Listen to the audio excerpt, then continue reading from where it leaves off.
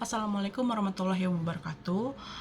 Perkenalkan, saya Puspa Maharani, saya dari Prodi Hubungan Internasional dengan NPM 2236030001. Kali ini saya akan membahas terkait dengan evaluasi saya terhadap penggunaan aplikasi Satu Sehat pada ujian mata kuliah transformasi digital. Nah, jadi Satu Sehat ini merupakan salah satu transformasi digital di sektor publik yang telah berkembang pesat selama dekade terakhir, terutama pada saat zaman COVID-19.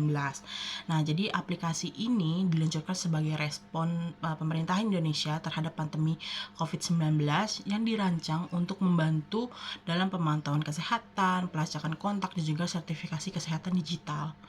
Nah, aplikasi ini menjadi salah satu perwakilan dari komitmen Indonesia untuk mengintegrasikan solusi digital ke dalam layanan publik guna meningkatkan data kelola dan juga kesejahteraan sosial.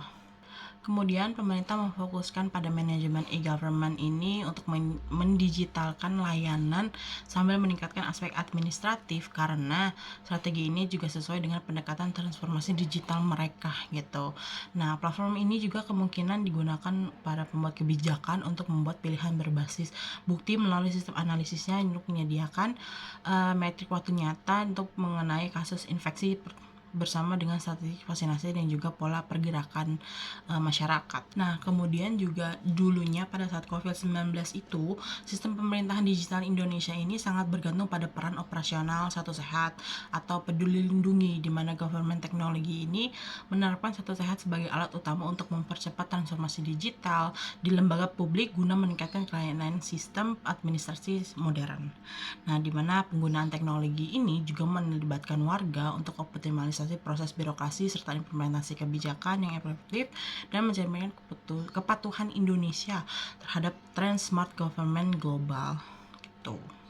Kemudian, sistem Satu Sehat ini juga mengintegrasi manajemen data keseluruhan di seluruh rumah sakit serta klinik dan semua institusi kesehatan, di mana integrasi ini mendorong efisiensi operasional dan juga mempermudah akses informasi pasien serta menghilangkan beban administratif yang mempengaruhi praktek dari pelayanan kesehatan.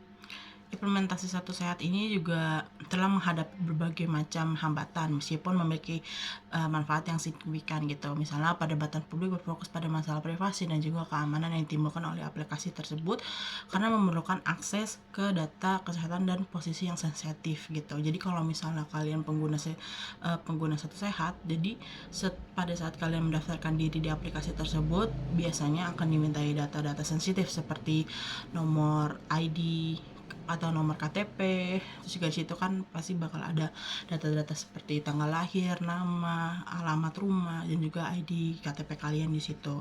Nah, hambatan yang utama terkait dengan kebutuhan inklusi digital itu adalah kesenjangan digital yang menjadi hambatan utama bagi dampak Satu Sehat ini, karena kan masih banyak tuh individu, apalagi individu lanjut usia, individu yang masih berada di pelosok yang tidak atau pedesaan yang tidak memiliki akses atau bahkan mereka kurang paham mengenai akses smartphone yang terbatas. Nah, zaman dulu itu aplikasi ini bernama Peduli Lindungi digunakan untuk sebagai pemerintah untuk melakukan pelacakan terhadap masyarakat di seluruh Indonesia gitu, dan juga mendistribusikan terkait dengan informasi, terus juga informasi mengenai vaksin, bagaimana pencegahan COVID, dan juga tentang bagaimana jika kita terkena COVID, apa yang harus kita lakukan gitu. Dan kemudian juga kalau nggak salah dulu pada saat zaman PSBB itu juga aplikasi ini digunakan untuk kita sebagai orang yang istilahnya ingin berada di lingkungan publik untuk bisa masuk ke misalnya ke mall atau instalasi tertentu gitu. Jadi biasanya kita bakalan nunjukin QR untuk di scan, dan di situ bakalan ada sebuah semacam pemantauan juga bagi mereka terkait dengan jumlah orang yang masuk ke dalam suatu tempat, meliputi apakah orang tersebut ini pernah COVID, dan juga semua data-datanya tuh ada di situ gitu guys. Dan itu digunakan untuk sebagai pengawasan dari pemerintah terhadap masyarakat Indonesia gitu. Namun tantangan yang dapat dihadapi oleh aplikasi ini tentu saja mengenai keamanan data, aksesibilitas, dan juga integrasi sistem yang harus terus ditangani untuk memaksimalkan efektivitasnya dalam jangka yang panjang. pemerintah Indonesia juga menciptakan Satu Sehat ini sebagai salah satu aplikasi digital yang menggunakan teknologi canggih untuk memantau status kesehatan sambil melacak kontak dan mengendalikan aktivitas mobil terutama selama pada masa COVID-19 gitu. Dimana aplikasi Satu Sehat ini menggunakan 5 komponen kunci yang sebagai teknologi inti yang terdiri dari pelacakan geolokasi, pemindaian kode QR, dan juga dikombinasikan menggunakan notifikasi dan juga integrasi data bersama dengan kecerdasan buatan atau AI.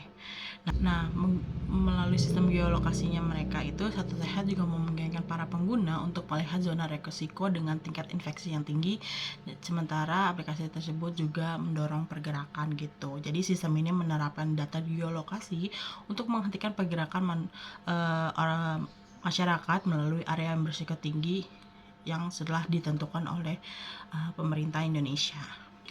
Namun juga balik lagi, di balik kemudahan-kemudahan yang telah disediakan gitu. Jadi di aplikasi itu juga kita selain menggunakan pemantauan, terus juga kita juga istilahnya ketika kita sudah selesai vaksin, biasanya di aplikasi itu sudah ada itu sudah terinput secara otomatis dari pusat bahwa misalnya kita sudah melaksanakan vaksin dan sudah dijelaskan di situ juga ada datanya gitu, kita vaksin di mana, vaksin jenis apa, dan tanggal berapa. Dan itu sangat berguna pada saat zaman dulu PSBB, guna untuk semacam memverifikasi apakah kita sudah aman untuk berada di tempat publik gitu.